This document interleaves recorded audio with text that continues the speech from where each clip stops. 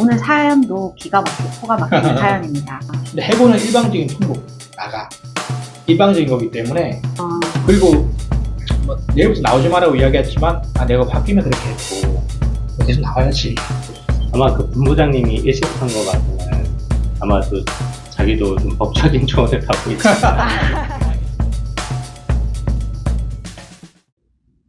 안녕하세요. 자, 오늘의 제보 사연 소개합니다. 오늘 사연도 기가 막히고 코가 막히는 사연입니다. 오늘의 사연부터 들어보고 가시죠.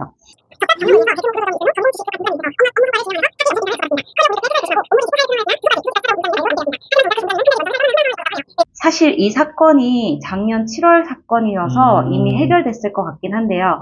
이 부분이 어떻게 법적으로 어떤 판단을 할 수 있을지, 과실 비율로 칠 수 있을지는 모르겠지만 한번 이 문제에 대해서 오늘 얘기해보면 좋을 것 같아서 가지고 왔습니다.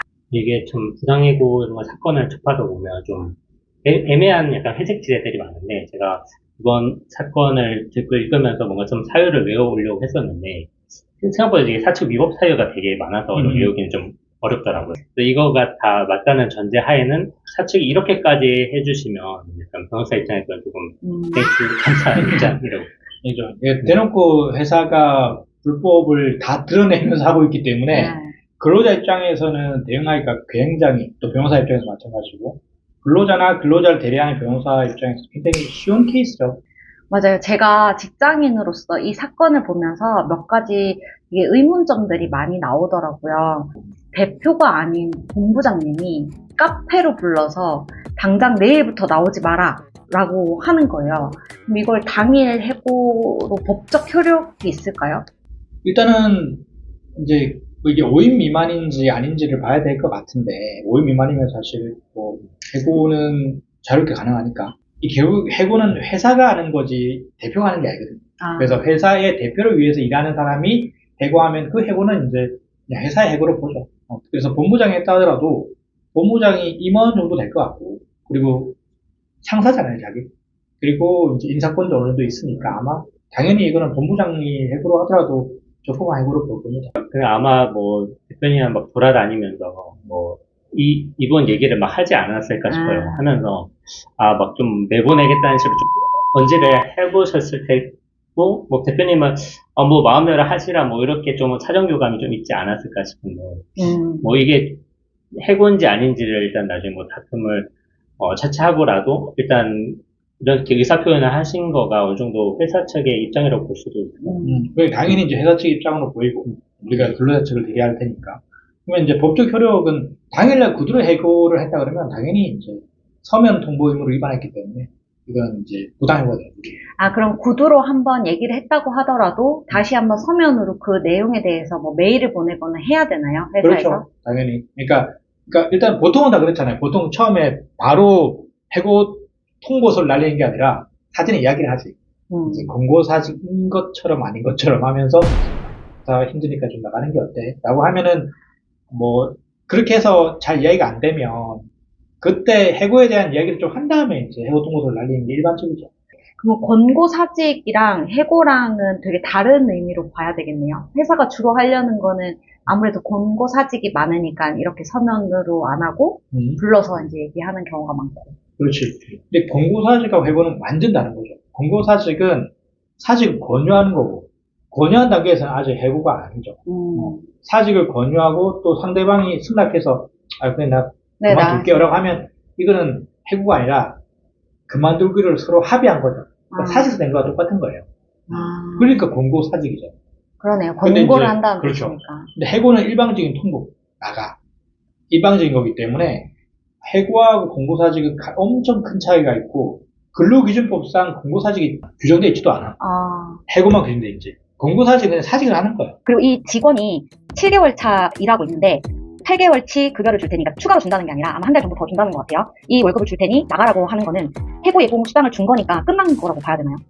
아니지. 이제 일단 이게 월급을 줄 테 나가라는 말이 무슨 의미인지를 알 수 없어요. 그러니까 이 월급이 위로금인지, 권고사직에 대한 위로금인지, 아니면은 난 내가 지금 해고하니까 해고 예고 수당을 주는 건지를 명확하지 않고. 그럼 해고 예고 수당이랑 아까 위로금이랑 어떤 차이가 있을까요? 근데 해고 예고 수당은 법에 나와 있죠. 한 달 내에 해고를 하게 되면, 그러니까 아. 4월 30일 날 나가라고 하면, 이제 해고를 하겠다고 하면서, 뭐 4월 5일 날 해고를 한다든가, 한 달 안쪽이잖아. 네. 그러면 해고 예고수당을 주면은, 그, 예고수당을 줘야 된다. 라는 규정이 있는 거고.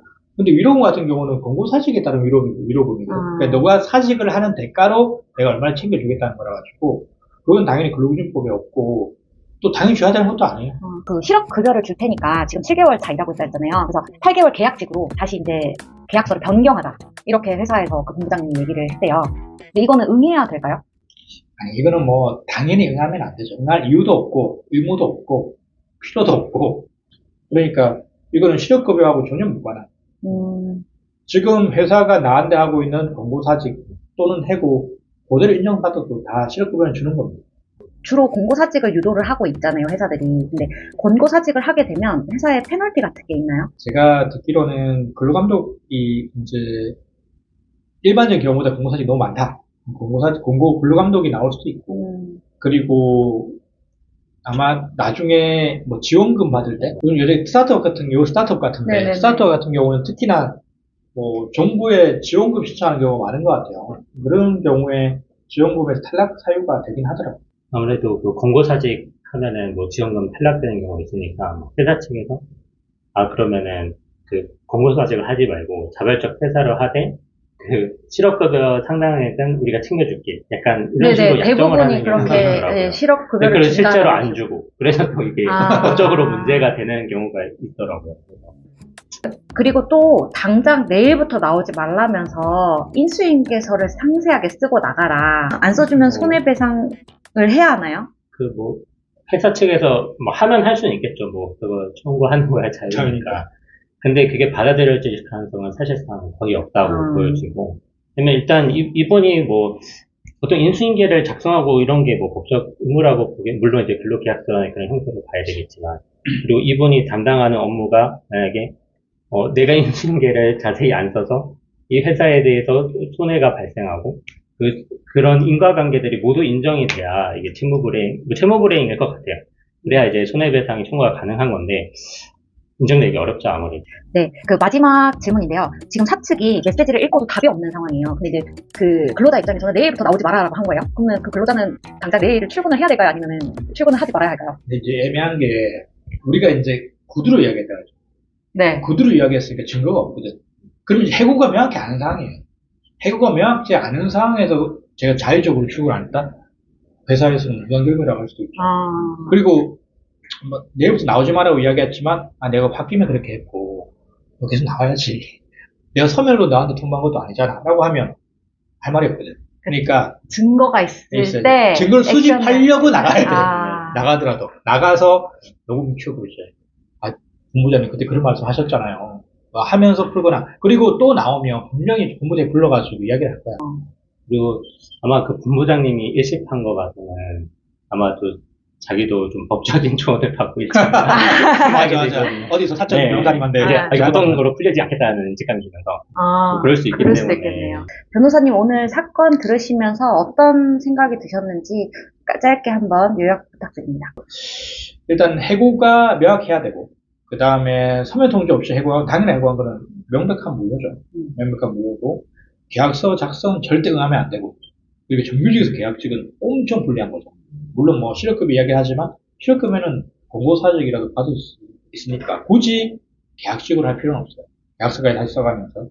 이거 완전히 뭐 사측이 바라는 대로 우리가 다 해줄 필요는 전혀 없고, 사측도 지금 불법 행위를 엄청 많이 하고 있으니까 증거만 잘 챙기시면 돼. 지금 부족한 건 증거밖에 없는 것 같아요.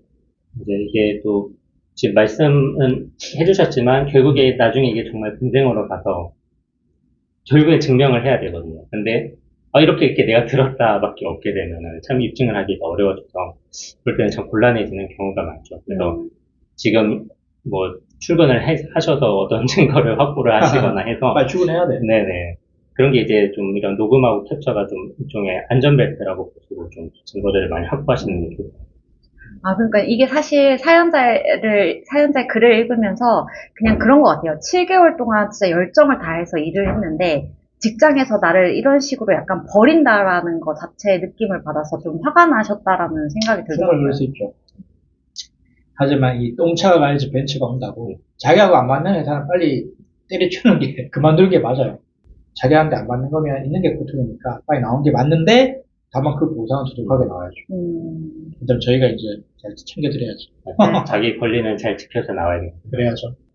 여러분도 이제 고민되는 사연이 있다. 특히 이 노동법적으로. 그러면 이쪽으로 사연 보내주시면 저희가 자세히 분석해서 영상으로 만들어서 알려드리겠습니다. 네, 구독과 좋아요는 여러분의 퇴직금을 지켜줍니다. 오늘도 무사 퇴근하세요.